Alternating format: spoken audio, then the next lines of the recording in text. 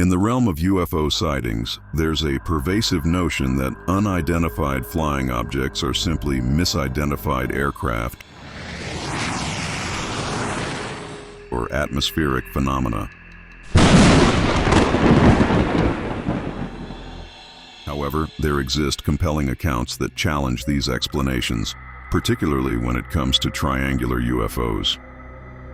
These encounters often defy conventional understanding, leaving witnesses convinced that what they saw was far from terrestrial. Today, we embark on a journey into the realm of the unexplained, where eyewitness testimonies paint a vivid picture of triangular UFOs that defy the boundaries of known technology. These stories come from credible sources, skeptics turned believers, who have experienced firsthand the awe-inspiring presence of these mysterious crafts. Welcome to the Extreme Encounters.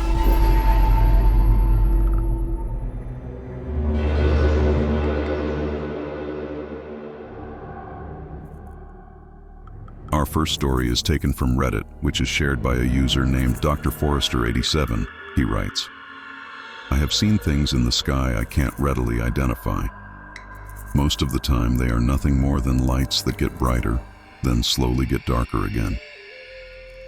This makes me think they're in a satellite orbit and are possibly vehicles along the lines of Boeing's X-37. My first thought when I see something like that isn't ET or Close Encounters. I've remained rather skeptical of intelligent life visiting our world from worlds unknown, but that's not to say I haven't experienced things that were beyond my ability to explain. When I was a kid, I have a very strong memory of taking an evening walk with my brother, mother, grandmother, and stepfather. As we were walking back toward the house, my stepdad called our attention to a shape hovering over about where the high school's football field was. When I looked, I saw a black triangular object with 3 yellowish-white lights on the corners and a red light in the middle. I remember at some point it was facing northward, then turned west, which was our direction, and for a brief second paused. Then it swung around and the entire thing jetted off to the southeast faster than any airplane. It left us standing there in awe for quite a while, and then we went home. I later asked my mom if she remembered the black triangle a couple of days later. She had no idea what I was talking about. I confusedly told her we saw it on our walk, and she insisted we'd never taken any walk and then said I must have been dreaming. But this is where the problem lies. I wasn't asleep when it happened, and I didn't wake up with this fresh in my mind. It was already there. I went through those days in between seeing it and asking about it with the memory of that event, as though it actually happened. I have spent the last 30 years now telling myself it was a dream like my mom told me, but never quite fully believed that it really was a dream. To this day, I don't have an answer for whether it actually happened as I remember it or if it even happened at all. And this isn't the only instance where something has happened that I can't confirm happened. One involved a couple of planes almost colliding in midair that my dad and I saw. But when I mention it to him, he doesn't ever deny it happened, but he gives me this kind of glassy-eyed, empty nod like he has no clue what I'm referring to. A year or two ago, I was in bed on my laptop just kind of browsing and lurking a Discord server I'm in. I started to feel tired, so I laid back and closed my eyes. Instead of the normal after images of blue and red star-like shapes I've seen since as far back as I can remember, when I closed my eyes, I saw a ring of light. Kind of like the lights you see YouTubers use sometimes. As the after image continued, I began to realize the ring of light wasn't so much a ring of light, but rather something circular being backlit. Slowly it faded away like those after images do, and that's when I noticed something. I was seeing something in my mind's eye. From the blackness were these 2 very blurry and dull spots of light. As they got closer and more defined, I realized they weren't lights, but light being reflected off of something shiny. Soon there was something more. These reflections were reflecting off of something dark, and this darkness was surrounded by an increasingly sharper blob of off-beige color. It only took a few more seconds for me to suddenly realize what this shape was. It was the face of what is typically described as a gray alien. Finally, it was there, in stark clarity, staring at me with those huge black eyes. They weren't a solid black color. There was structure in them, and something very deep, like a bottomless hole, was in the center of each eye. As it moved closer, I felt myself wanting to move away. I was repulsed by it, horrified by it. I didn't want it that close to my own face. I opened my eyes to my empty bedroom, trying to make sense of what I had seen because I hadn't fallen asleep. I never had the chance to get that far before the image of the face started to appear. I made a quick joke about being abducted in the Discord server, but my gut had that hollow, sinking feeling of fear still churning away. This image had actually scared me. It left me apprehensive to go to sleep for a while, but nothing ever became of it. I saw the backlit after image a few more times, but no face. I know the fact that it was night and I was in bed with my eyes closed leads to the obvious answer being, I did manage to zonk out and start dreaming, but I've never had a dream that made me afraid like this. Sometimes nightmares would give me the occasional jolt, but it always wore off pretty quickly. But not this. In fact, thinking about that face now still makes me uneasy. I'm not ashamed to admit whatever it was, a dream, a visitation, a trick of a stressed out brain or something else. I don't want to see it again.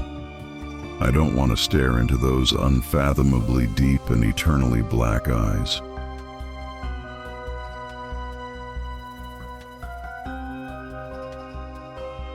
This next encounter is shared by a woman on Reddit with the username Eddie Allen Poe. She writes, in 2007, we were driving back one evening from visiting my mom in our minivan. We live in a hilly, forested part of Washington state.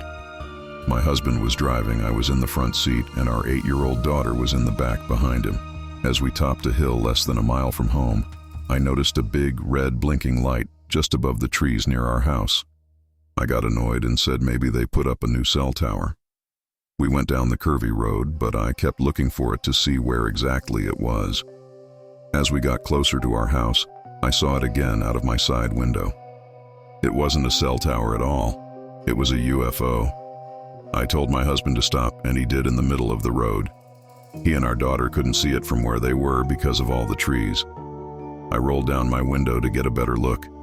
It was a huge triangle-shaped craft, really quiet and not moving. It hovered just above the trees, maybe about 300 feet up. All I could see was the bottom, which was at least 60 feet on each side of the triangle. In the middle was a big red light that pulsed, and each of the 3 corners had smaller lights that stayed on and changed colors. I was so fascinated by what I was seeing that I told my husband and daughter it was a UFO. Then suddenly, all the lights on the craft went out. I thought, oh no, now I can't see it. But then, as if it could read my mind, it lit up softly with a weird, indirect light. Now I could see it was a gunmetal gray color, and there were raised parts of metal connecting the lights at each corner to the one in the middle.